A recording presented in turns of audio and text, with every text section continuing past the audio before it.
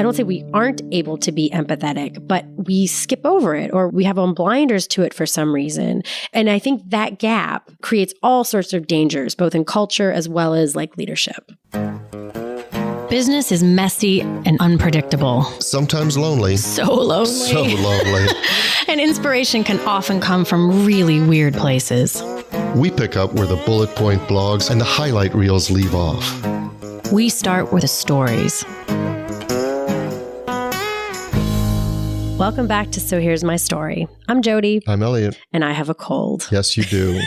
Actually, I'm at the tail end of a cold. I'm a little bit disappointed we didn't record yesterday because yesterday I had like a Kathleen Turner sort of like, I don't know, like it was like I smoke a few packs of cigarettes a day. 2-pack a day voice to maximize the contagion. No. I mean, this is my mic. You don't use my mic, so it's all right. Well, you're not going to get my cooties. Couple announcements. One thing, I have a little bit of a second thoughts, except it's not our second thought. It was something contributed by one of our Facebook group members, Sylvia Warren, about our Max leadership, the one about the dog from a couple weeks ago. Mm-hmm. She made a really interesting comment that I had thought was so fascinating because I just hadn't really thought about it. Because we were likening Max to your leadership skills versus that pattern of leadership skills. The different style. Right. She brought up the dog's skill that he was showing, which was, she was talking about presence, that bringing presence to a situation that like he was just comfortable just being there while you did your thing. Yeah, so maybe it was unwanted leadership, but still, I think it's a point worth making. No, it was a wonderful point, and I'm doing a terrible job of paraphrasing her thought. But if you were in the Facebook group, you could read Sylvia's actual thought, not my poorly paraphrased version. But what I really liked is her looking at leadership, and I think this is just completely valid and insightful, leadership from two perspectives. It doesn't just come from one direction. Right. And so the dog in the story, Max, was actually what he was exhibiting is in many ways the best kind of leadership because it's leadership through presence and not through this making overt things. action. Yeah. So it was just a short little phrase, but it really got my mind going, and I loved because we had totally skipped over Max's role in all of that. So I was really happy for her throwing that in. We have a brand new member of the Facebook group, Jake Hackle, who not only joined the group, but he really made my day. And it was a bad day. It was the height of my 102 fever on Friday, feeling really crappy. And we got this message from Jake Hackle that he's a longtime listener, and but he's new to the group, and he had actually he told us all this stuff about how much he gets out of the podcast, and then he shared that he had shared the podcast with his wife, and he included a little screen grab of sending it on to her, like, hey, you have to listen to this. And it just absolutely made my day. So welcome, Jake. Michelle is not on Facebook, which is why she's not in the group, but she encouraged him to join the Facebook group. So we very much look forward to hearing you more, Jake. And Jake also happened to mention that he is a pastor. I was trying to look up where he's from, but he is a pastor, and he wanted to emphasize that he was not joining simply because of the devil episode. Oh, that's right. He was like, those two things are not related. Right, they're absolutely just irrelevant. Coincidental. And Michelle is a mechanical engineer, I remember. So he said they both lead in their companies, and they both get a lot out of the podcast. So yay, really made me happy. I love hearing from people. Like it is truly my favorite thing. Right, and their stories and where they are. I think it's amazing. No, it just makes me so happy. So that's that. This is the last week at the time of recording. This is the last week to enter the birthday contest. So if you want to do that and possibly be recording with us, jump on in. Of course, by the time this airs, I guess there's time warp. We will have done the drawing yesterday, which is because this will come out on October 2nd, and we're doing it on October 1st. We will be doing the drawing on your yesterday, our 6 days from now. That gets super confusing.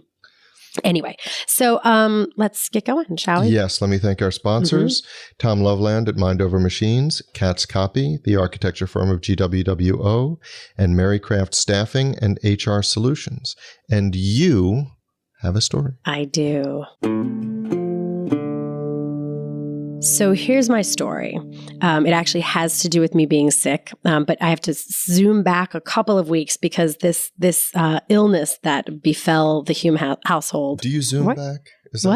Do you zoom back? I know you're making a face at me. I'm like, well, I was. This better be good because you're interrupting my story. It's not good. I was just.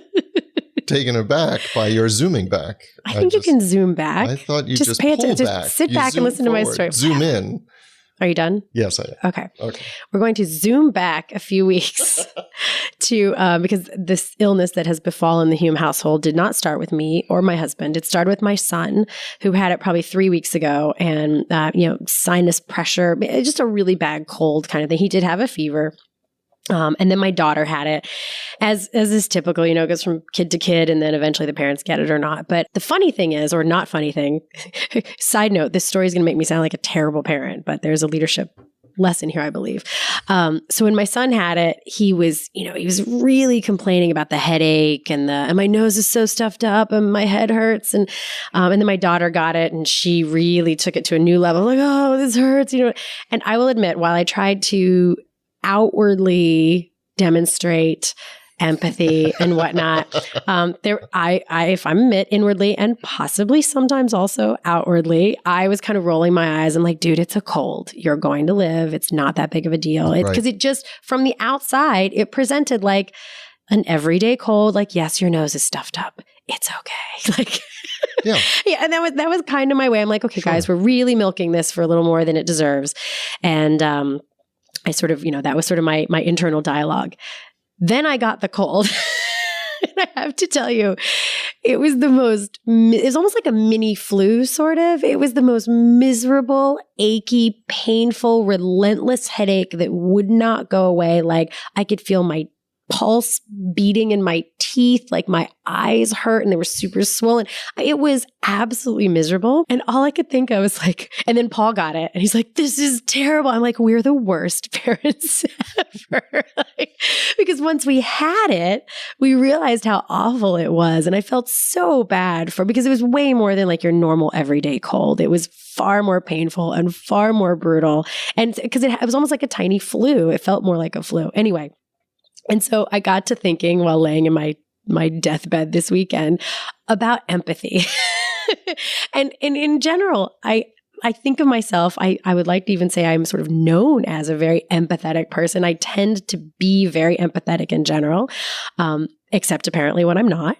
And what I'm fascinated about empathy is how bad we are at it sometimes until we experience the thing. And then you realize how hard something is. And so as I was thinking about this from a leadership standpoint and a business standpoint, how often in my years, like I've sort of rolled my eyes at why somebody thinks something is hard, or you sort of jump to these conclusions like I did with my kids about, oh, they're just being dramatic, or they're not working hard enough, or they don't care enough, or they're not whatever enough, fill in the blank. And then you get into those shoes, you experience that thing, and you're like, oh, okay, yeah, this sucks, or this is hard, or this is complicated, or unnecessarily complicated.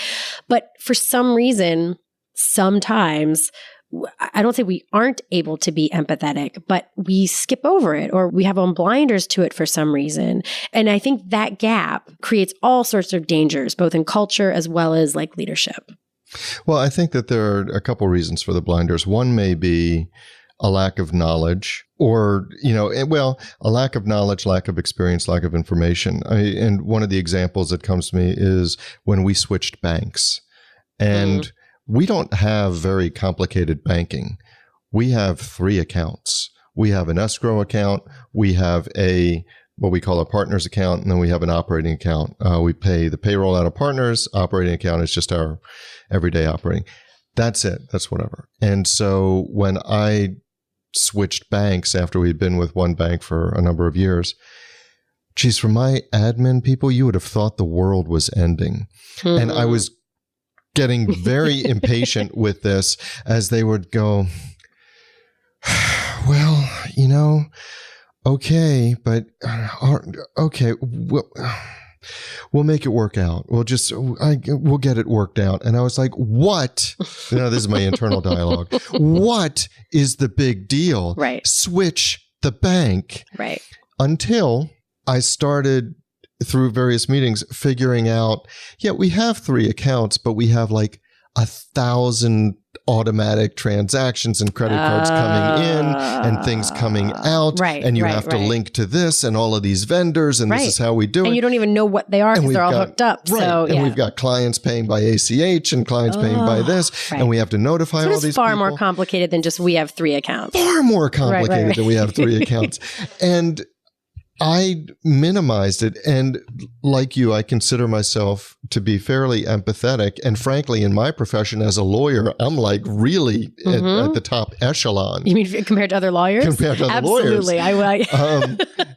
So I really was thinking that it's not a big deal because it's not a big deal because it's not a big deal. Right. And except that it is. Well, except that it was. So it sometimes a lack of empathy is emotional intelligence, but sometimes it's just a lack of knowledge. And what struck me is that I did not take the time initially that's to figure out the gap. The lack of knowledge, and then also the lack of willingness to just ask the questions. I mean, the fact that even with my own children, my children are not overly dramatic kids. They don't complain about colds. So the fact that the time they're overly dramatic about a cold, it does not even occur to me to like ask some additional questions, be a little curious, which is just super embarrassing. Be a little curious is a good cure for the empathetic guy. Yes. Like if somebody is doing something that you want to roll your eyes at, like the power of just it doesn't mean you have to immediately assume they are correct, because sometimes they're missing information,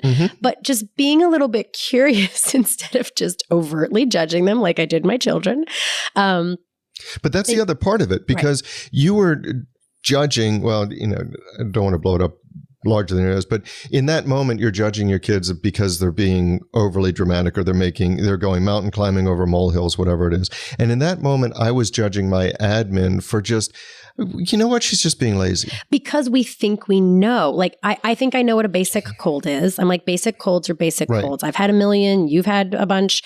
This is not a big deal. I thought I knew what I was looking at, and I didn't take the time to do any additional diagnostic. I assumed that I knew the deal. You assumed that you knew the deal. So it was just a great reminder for me that in those moments where you want to be irritated with someone or frustrated by their behavior, the power of asking a couple of questions. Now, I don't even know what questions I would have asked my kids that might be like, does this hurt worse than a normal one? Yes. I don't know that I would have been like, oh, okay. I don't know. But I can think of a lot of contexts that have come up with my clients and with my own team where like a little bit of curiosity will uncover the things that you didn't know. And every time I've ever taken over like an operational project or something, it's like not until you actually get in there and experience that thing do you realize what has to happen. And I think the interesting thing about empathy in general, because like you said, there's the I'm sort of jumping across thoughts here all at once, is a lot of times it's thought of in that emotional intelligence context, but I think it's more like a shared understanding. Like, I think if you think of it just as an emotional response, that only just scratches the surface of what I think empathy really can be. Because I heard there's this book called The Empathy Exams, which is really fascinating. It talks about it's these different essays on empathy. And the first one is really, really powerful. But there's one where she's just talking about that, like travel, like the part of why we like travel is because it gives us that empathy for somebody, like in that context of empathy, like a shared understanding of what something is like. So I think just that sort of walking in someone's shoes for a moment kind of thing is a way that, to me, it's overlaying this sort of a checks and balances of, if I don't understand why someone has a problem with something, maybe it's because I don't understand the problem enough. Maybe I'm not in it enough to really get it. Well, right. And so when you say, and I wrote down at the same time you were saying it, walk in somebody's shoes, that's the experiential part. If you're lucky enough to be able to do that, that automatically, well, if you're paying attention, it can automatically create empathy because you're walking in those shoes, you see what the problems are. The more difficult part of it, the challenge, is when you're not walking in those shoes, when you're not going to walk in those shoes. And what I found over the years, kind of thinking about it, is that whenever my internal dialogue starts by my figuratively looking at somebody and saying, man up, just man up. So when somebody is whining at me, right. whether it would be somebody whining because of an injury, like a kid on a soccer field, whatever, right. just man up, or somebody talking about switching banks or executing this project or calling this person, just man up. If that's my internal dialogue, then I've tried to be mindful of that, because that's a dismissal. That's an outright dismissal of whatever the other person is experiencing. Yes, yeah, exactly. And that is sort of, that's the hinge that I notice in this conversation that feels so important from a business, whether we're talking about employees, whether we're talking about understanding what your customers and clients are experiencing. It's a dismissal is on one end of it. And then just simply consideration is on the other side of it. Like, you don't have to believe people whole hog right off the bat. It's like, if you go back to your bank example, like, just simply saying, what about it is so complicated? Just the consideration that maybe they're not, just unreasonably lazy all of a sudden. People who you actually don't think are unreasonably lazy, but it's just this sort of like weird gut reaction we have sometimes when we don't have enough information. It's like a glitch, I think, sometimes. It is. And sometimes it's also when dealing with vendors. So a perfect example is that I had something from an IT standpoint that I thought was fairly simple. You know why I thought it was simple? Because I don't do IT. Right. So it seemed to me it was pretty simple. Right. So I went to the company that was doing this and I asked them to do it. And they got back to me and they said, okay, this is probably going to we're going to estimate a day. Mm-hmm. Now it might be less than a day, but we're going to estimate a day. And I was like, are you kidding me? You thought it should have been like an hour? I figured, 90 minutes, and that's if you have a tuna sandwich or something in between. Right. So I thought it was going to be pretty easy. And then as I'm talking to the person, I trust the company. So when they sent somebody over, I was talking to them, I was like, oh. Yeah. Yeah, that's why, because of the internal logic of this, and this is why it has to work, and so a lot of times it's just the absence of information. Well, yes, and where you really, really, really see this is pretty much in all things social media now. But here in Baltimore, there's been such an uproar about air conditioning in schools, and of course, everyone has an opinion, and everyone's allowed to have an opinion. That's fine. There's just some wildly uninformed opinions. And I think it's so easy to say, well, can't you just put in, window units? Well, no, not in a school that doesn't have the electric set up for 1,000 window units. And by the way, those don't help in a gym or an auditorium or like a larger space. And there's just so many, but I think it's the exact same sort of swing though, where the immediate assumption is like misappropriation of funds or that people are wasting money versus, well, actually there's a 10-year plan to do this. And you can't just do it all in one fell swoop, because even if you could, you can't you can't do that construction when kids are in there, and you can't do a lot in 3 months. It's a huge, huge problem. But the immediate assumption is everyone's stupid, lazy, and crazy, and even criminal. Yeah, it is. And so going back, we talked about the man up part or not having enough knowledge. The other part that you mentioned was the experience, the experiential, just like with the Baltimore City Schools. If you're not an AC contractor and you don't know what that entails, it's easy to say you had all summer, you knew that, or you, whatever it is, you knew that there could be hot weather in Labor Day after Labor Day. I've seen several people say like, you had all summer to fix this. I'm like, oh my goodness. That's 3 months, not enough time. Yeah. But I'll go back, and I know I mentioned this in a previous episode. When I left the software company where I was COO, because we sold out to an equity player, and I was trying to figure out, what am I going to do? Am I going to be in-house counsel? Am I going to go find a job, or do I start a firm?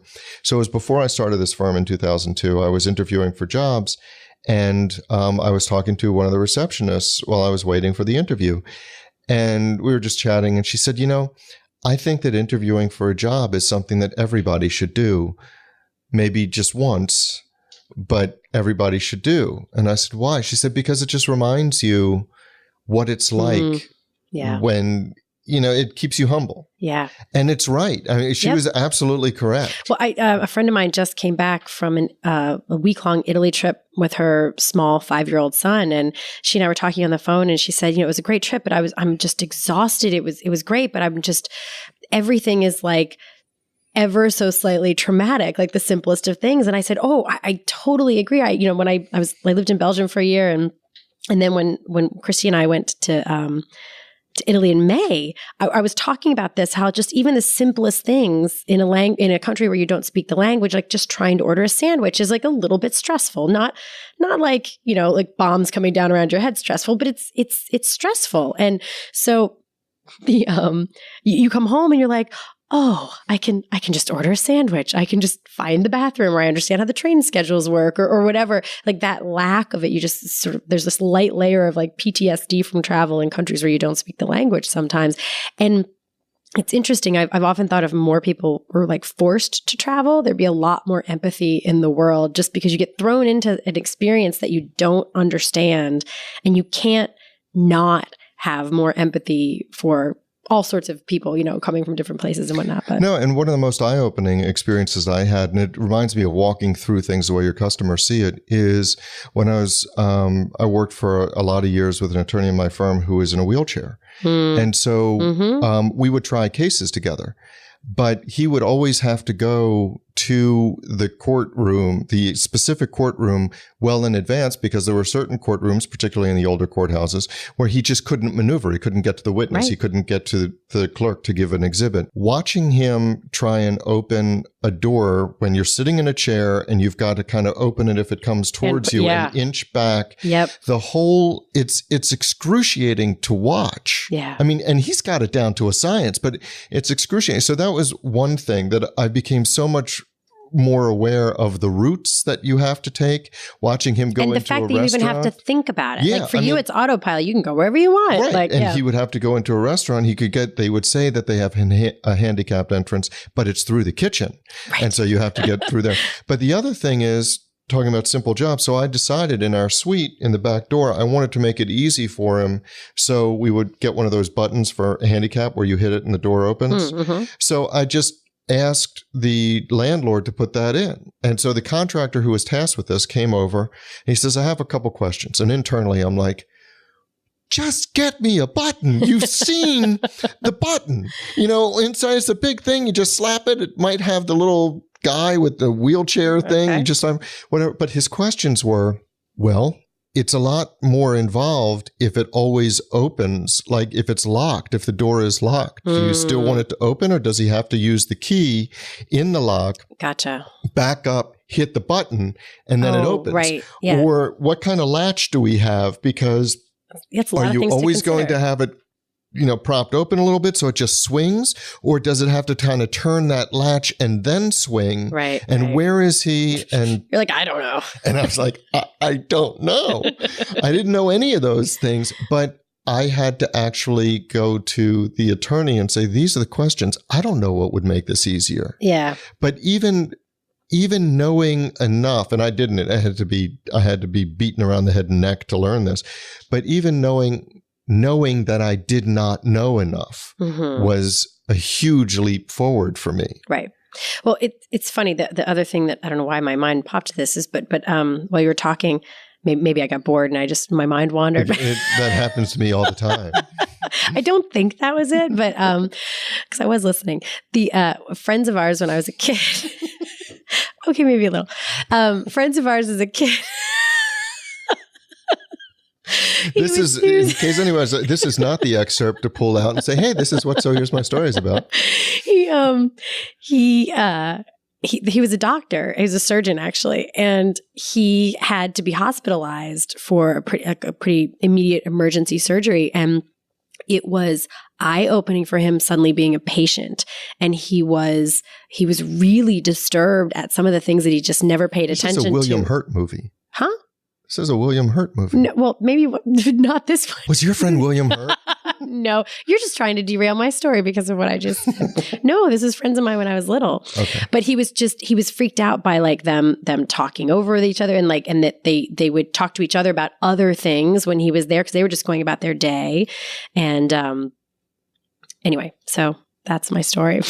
Yeah, but actually the William Hurt movie, and I think it's called The Doctor.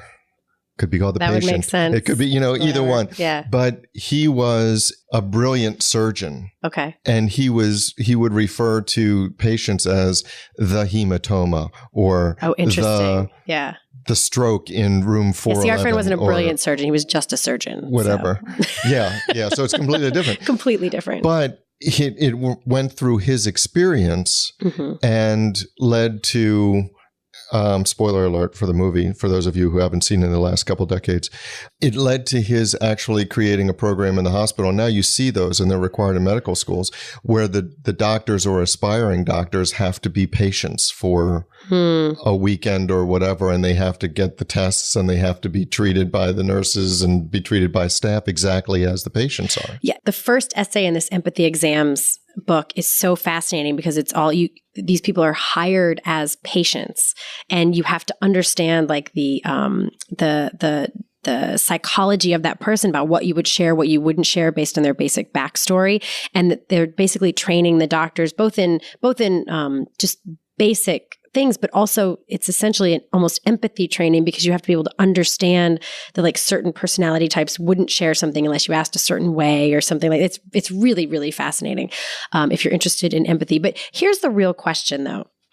The thing that fascinated me about this and why I wanted to bring it up is yes, it's important. And I think we all get that. That's not rocket science, but it falls into the similarly to the other bias questions, because I think that when we fall down, it's not necessarily an emotional failure that's happening. And what I mean by that is it's not like we recognize it and we're saying, oh, who cares about you? It's not a conscious choice to disregard someone else's experience. It's a blind spot. It's a place where we don't realize we don't know what we don't know a lot of times. And empathy is the cure for it, the curiosity, but that a lot of times it's like, how do we notice that empathy that the curiosity or empathy needs to be there if there's sort of a blind spot moment? Like I'm going to rewind a couple weeks ago before I had the cold.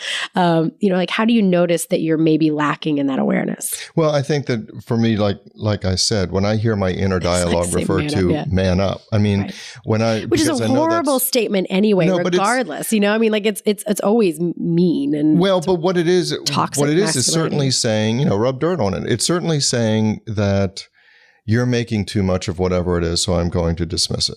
Right. And maybe I'm dismissing it because, and here's the root cause, because I'm impatient, because I don't validate what you're saying, because I have prioritized, rightly or wrongly, I've prioritized my needs above your pain. There are many different reasons for that blind spot. I mean, and depending upon the situation, you may not have time to ask the questions. You're in a military operation. You don't have the time to ask the questions. But I think that what's important is the recognition, making it a conscious choice that you're not going to be empathetic at this moment, as opposed to just the blind spot and forging ahead. Right. I mean, for me, it's kind of the eye rolling. Like the thing I decided I was going to pay more attention to is when I'm sort of eye rolly about something or scoffing at something or dismissive of, or just my assumption that somebody's being lazy or short-sighted or not thinking it through, like maybe they know something that I don't, and maybe ask the question. Here's the real question though, Elliot.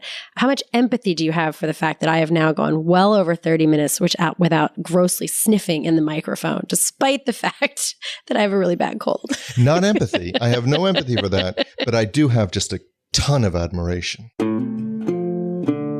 So that's our story. But the discussion doesn't have to end here. No, it does not. In fact, we don't want it to. No, we don't. That is why we actually have our private Facebook group, which we started to make sure that we could get your comments, your rants, your thoughts, your stories. You can find links to that group as well as show notes and links to subscribe via email and how to find us just about anywhere you can possibly find podcasts at sohere'smystory.com. And you can also find us on Facebook and Twitter at SHMS Podcast. And since we know it takes a village. Yes, it does. We'd like to thank our village, our super talented, incredibly patient team. And occasionally snarky team. Yeah, but in the best of ways. In the best Lovingly of ways. Snarky. Yes. Good mockery. So a huge shout out to the people who actually help us produce our show. First, our sound engineer, Tom Hansen. Thanks to Christy Schmier for our brilliant show notes and all the other fantastic writing she does for us. And to Taylor Mathauer for doing just a little bit of everything. Including wrangling us. Which is no small feat. No, it's not. This is Jodi Hume. And I'm Elliot Wagenheim. And you've been listening to So Here's My Story.